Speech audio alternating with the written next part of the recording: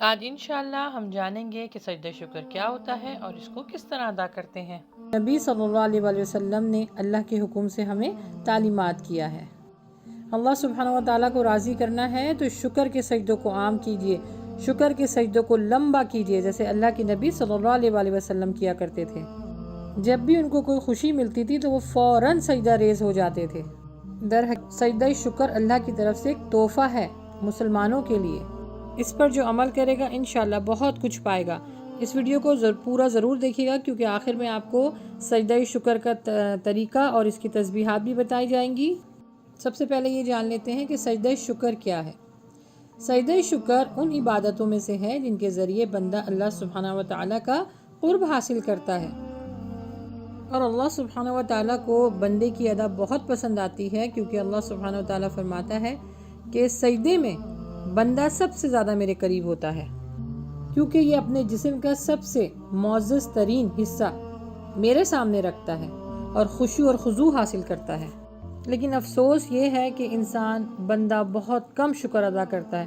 اللہ سبحانہ و تعالیٰ اپنے قرآن پاک میں فرماتے ہیں وَقَلِيلٌ مِّنْ عِبَادِيَ الشَّكُورُ، میرے بندوں میں سے شکر گزار بندے بہت ہی کم ہیں۔ دیکھیں نا، یہ ہمارے لیے ایک المیہ ہے کہ اللہ سبحانہ و تعالیٰ ہم سے شکوہ کر رہا ہے کہ تم لوگ بہت کم شکر ادا کرتے ہو۔ ہم سب کا مسئلہ ہی یہی ہے کہ ہم اللہ کو تو مانتے ہیں لیکن اللہ کی نہیں مانتے، تو پھر کیسے ہماری پریشانیاں دور ہوں گی؟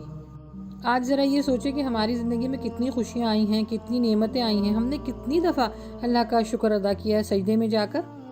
میرے خیال سے بہت سو کو تو یہی نہیں پتا ہوگا کہ شکر کا سجدہ ہوتا کیا ہے، کیونکہ ہمارے عوام الناس میں ایک بات جو ہے وہ رائج ہوئی ہے کہ شکر کے 2 نفل ہوتے ہیں، حالانکہ اللہ کے نبی صلی اللہ علیہ وسلم سے یہ چیز نہیں ہمیں ملتی کہ شکر کے 2 نفل ہوتے ہیں۔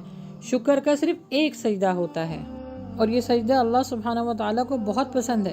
اس کے ذریعے اللہ سبحانہ و تعالیٰ انسان کی پریشانی، مصیبت، بلاؤں کو اور ہر طرح کی بے چینی کو ٹال دیتا ہے۔ جی تو اب جان لیجئے کہ اس کا طریقہ کیا ہے۔ سجدہ شکر کا طریقہ یہ ہے کہ جب بھی آپ کو کوئی خوشی ملے آپ فوراً سجدہ ریز ہو جائیں۔ کیسے؟ آپ نے اس کے لیے اس کی اتنی خوبصورتی ہے کہ اس کے لیے نہ آپ کو ضرورت ہے کہ آپ وضو کریں یا قبلہ رخ ہوں، آپ جس حالت میں ہوں بس آپ شکر ادا کیجئے، یہی اللہ کو پسند ہے۔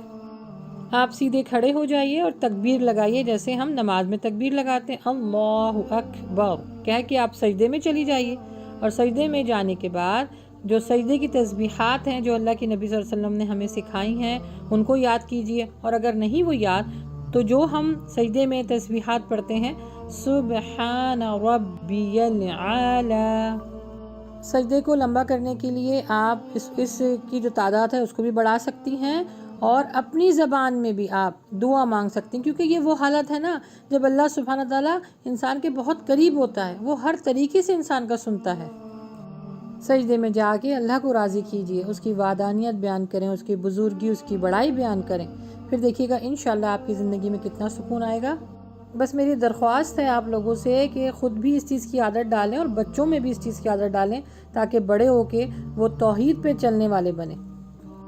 شیطان کو بندے کی عادت بہت بری لگتی ہے، تو کیوں نہ ہم روزانہ اپنے عمل سے شیطان کو مات دیں، کیونکہ شیطان نے بھی اللہ سبحانہ و تعالیٰ کو سجدہ کرنے سے انکار کر دیا تھا۔ وہ مشرک نہیں تھا، وہ کافر تھا، وہ اللہ کو مانتا تھا، اللہ کی بہت عبادت کرتا تھا، لیکن اللہ کی نہیں مانتا تھا، اسی لیے رہتی دنیا تک اللہ سبحانہ و تعالیٰ نے اس کو عبرت کا نشان بنا دیا۔ اسی لیے ہمیں بھی شیطان کی صفت میں نہیں بلکہ فرشتوں کی صفت میں کھڑا ہونا ہے انشاءاللہ۔